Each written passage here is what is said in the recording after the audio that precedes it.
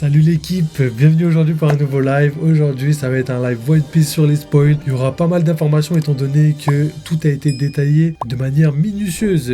Hier on n'a pas eu beaucoup d'informations sur le chapitre, mais aujourd'hui c'est tout le contraire les gars. Donc comment ça va? J'ai vu que Gapadre était là, je sais pas qui d'autre il y a dans le chat, mais bienvenue à vous les gars, merci d'être venus. Et let's go pour les petits chapitres. Donc juste avant de commencer, comme d'habitude, on va faire une petite auto-promo. N'oubliez pas le petit like, le petit follow avant de regarder la vidéo, parce que voilà, ça nous aide au référencement, à l'algorithme. Vous connaissez les gars, hein, j'ai plus besoin d'expliquer à force. Il y a le Discord, le Twitter, n'hésitez pas à les regarder, à aller nous soutenir, parce que voilà, ça aide beaucoup. Surtout qu'en ce moment, comme je l'ai déjà dit dans la précédente vidéo, on travaille dur et le travail est récompensé. On a eu pas mal de théories validées, vraiment. C'était une chance sur 1 million et on a réussi à trouver la suite de One Piece et ça c'est ouf. Donc voilà, la suite à court terme évidemment. Donc let's go. Je pense que là, le meilleur truc à faire, c'est d'aller regarder un petit peu notre petit spoil. Hein. J'espère que tout va bien, ça devrait le faire. Bonsoir les pingouins qui roulent des joints. Bon bah voilà la petite race de Gapadre. Elle est explicite au moins. Ok, allez c'est parti. Je mets la petite capture. Donc voilà les spoils les gars, c'est le Discord. Hein. N'hésitez pas à les regarder parce que voilà, comme vous pouvez voir ici, vous avez plein de salons pour discuter, partager vos anecdotes, vos dessins si vous dessinez, vos films si vous êtes cinématographe. Bref les gars, n'hésitez pas. Cinéphile, cinématographe c'est pas pareil.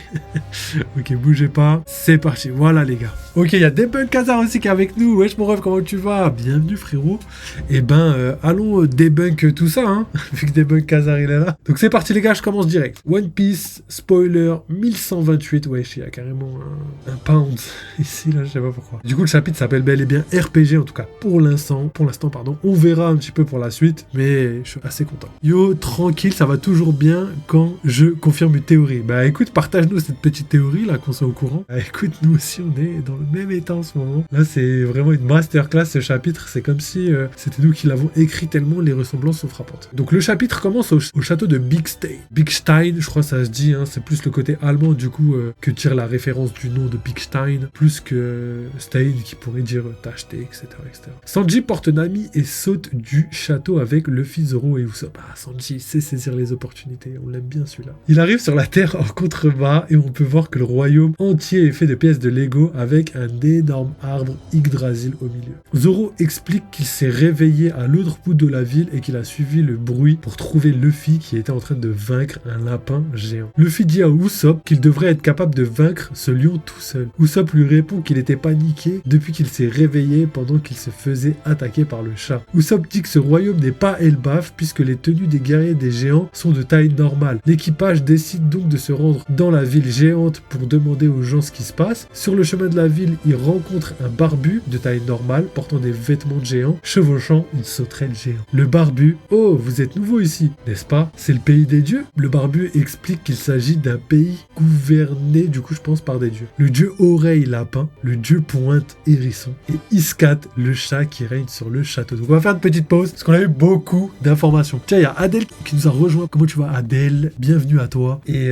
découvrons ensemble ce petit chapitre légendaire de One Piece. Je suis trop content. Donc là, pour résumer, il s'est passé pas mal de choses. Je pense que là, il y a plusieurs pages parce qu'il s'est vraiment passé pas mal de choses. Donc ils étaient au château, ils sont sautés par-dessus bord, ils sont partis à droite, à gauche et après ils sont arrivés vers un village. Donc là, ils voulaient se renseigner un petit peu sur ce qui se passait et au final, on a vu que ils ont rencontré quelqu'un sur la route qui était de taille normale. Ça, c'est très important pour la suite du chapitre, vous allez voir. Adèle qui me dit ça va et toi? Bah écoute, ça va très très bien comme tu peux voir. En plus, ça va encore mieux que d'habitude parce qu'on a validé tes théories, donc je suis trop content. Continuons les gars. Donc voilà, le barbu explique que le pays, entre guillemets, est gouverné par des dieux et les 3 dieux, c'est les dieux qu'on a vus. Le hérisson, le chat lion et le lapin dont on a entendu parler mais qu'on n'a pas revu étant donné qu'il a été normalement mangé par Luffy. Non mais gros, Luffy il a mangé un dieu gros, c'est dinguerie. Donc Debunk Khazar il nous dit j'avais call que c'était des humains, du moins des humanoïdes de taille humaine. Ok bah c'est lourd de ouf.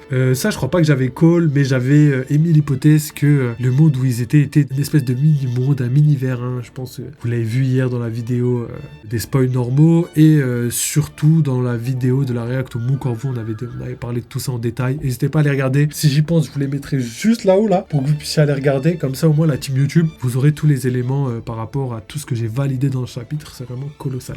Il y a vraiment beaucoup de vidéos, il n'y en a pas qu'une seule, mais les dernières vidéos sont vraiment les plus précises. En tout cas par rapport à ça. Luffy le déicide.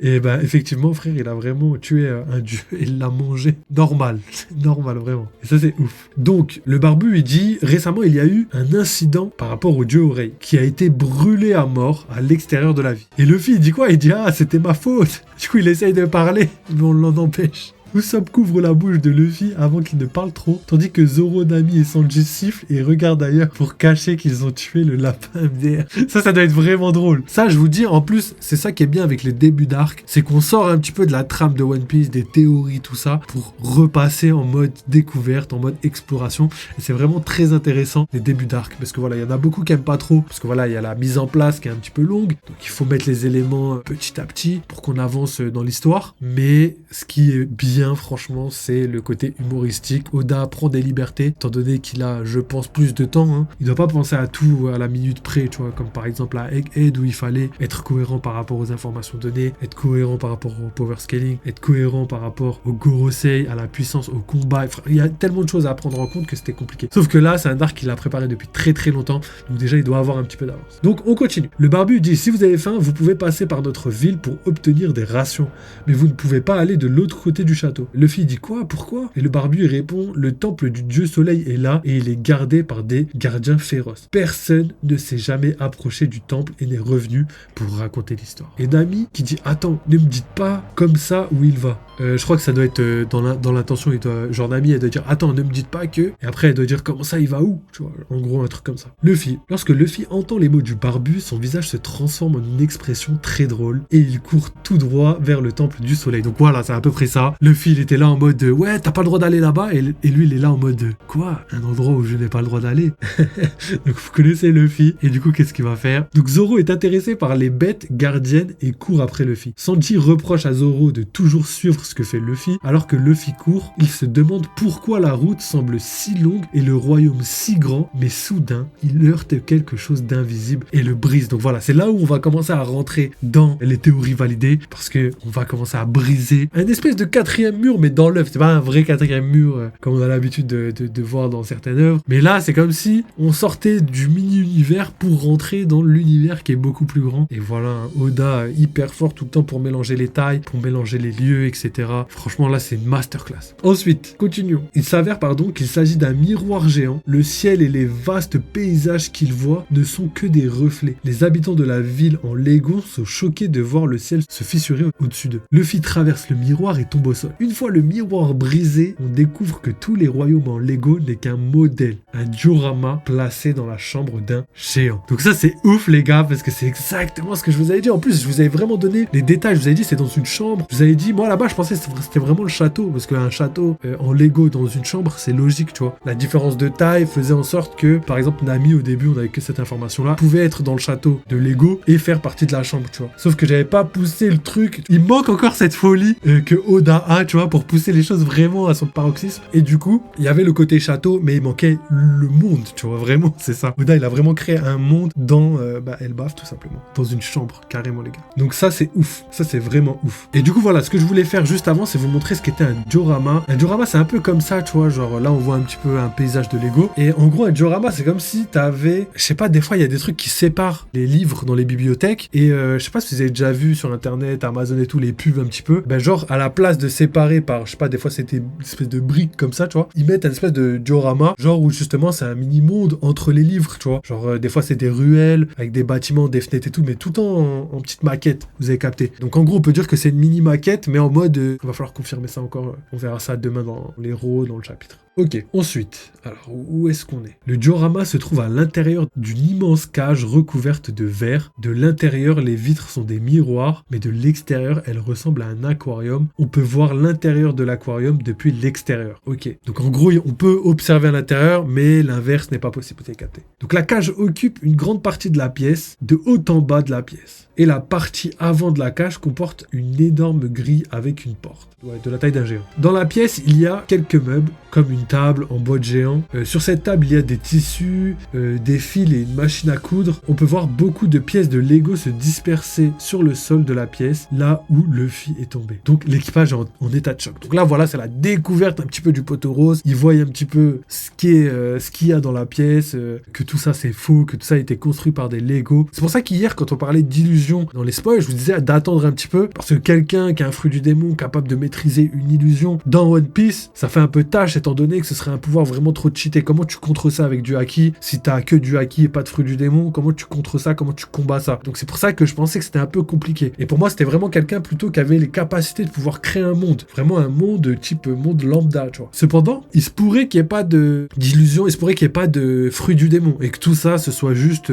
quelqu'un qui a des petites habitudes de construction de Lego de maquette, mais ce serait quand même bizarre étant donné que normalement tu pourrais pas duper des humains normaux ou quoi que ce soit d'autre, tu vois. Donc avoir même Luffy, tu vois, je pense pas qu'il pourrait se faire berner, même surtout Nami, Sanji, Usopp et tout, il se ferait pas berner comme ça par une peinture ou quelque chose comme ça. Donc je pense qu'il y a un fruit du démon quand même derrière. Donc on verra. Donc on continue par un dialogue. Nami, qu'est-ce qui se passe? Sanji qui dit s'il y a des géants qui vivent de ce côté, c'est comme si nous n'étions que des animaux de compagnie à qui on donnait une cage préparée. Nami dit ce n'est pas possible. Il y a une personne mystérieuse qui dit hé, c'est quoi ce bruit? Êtes-vous de mon côté? Aidez-moi. Et du coup, Nami a crié cette voix mystérieuse est celle de Chopper, qui est à l'extérieur de la cage dans la table en bois géante. Zoro le libère et Chopper fait pleurer Nami. D'ailleurs, ce qui est intéressant, c'est que Chopper depuis le début était à l'extérieur et que tous les autres étaient à l'intérieur. Et là, il faut réfléchir de la raison pourquoi il était à l'extérieur. Et là, la seule comparaison qu'on peut faire, c'est que Chopper c'est un animal et que tous les autres c'est des humains. Et vous avez capté que les humains sont un petit peu les ouvriers entre guillemets du monde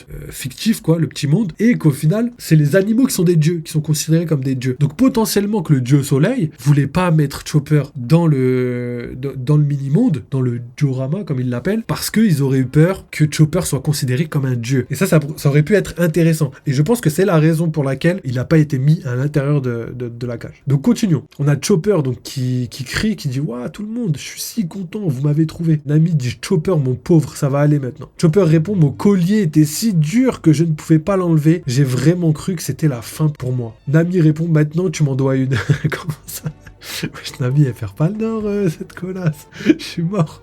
Chopper dit quoi? Usopp répond Nami, tu pleurais toi-même il y a pas si longtemps. Et du coup, Usopp et Zoro examinent tout ce qui se trouve sur la table et Luffy fait de même, mais sur le sol. Zoro dit une pièce construite pour des géants, mais avec des vêtements de taille humaine. Je suppose que c'est comme changer de vêtements pour des poupées. Et Usopp répond je me demande si ce dieu soleil est une personne très gentille. Luffy, cette pièce est pleine de ces blocs. Sanji dit cette terre en est pleine. La raison pour laquelle l'odeur était insupportable lorsque nous avons fait rôtir le lapin était due à la résine synthétique qui brûlait avec lui. L'équipage regarde autour d'elle et Sanji suppose que cette pièce géante est le temple du soleil. Donc Zoro dit que les gens en costume qui vivent dans la ville du diorama sont comme des animaux de compagnie pour le dieu soleil qui les observe à travers la vitre. D'ailleurs, il y aura des informations très intéressantes après. Vous allez voir, ça va être une masterclass. Pour revenir un petit peu sur ce qu'on a vu, ça voudrait dire que tout ce qu'on a vu, vraiment tout ce qu'on a vu, y compris le bois, y compris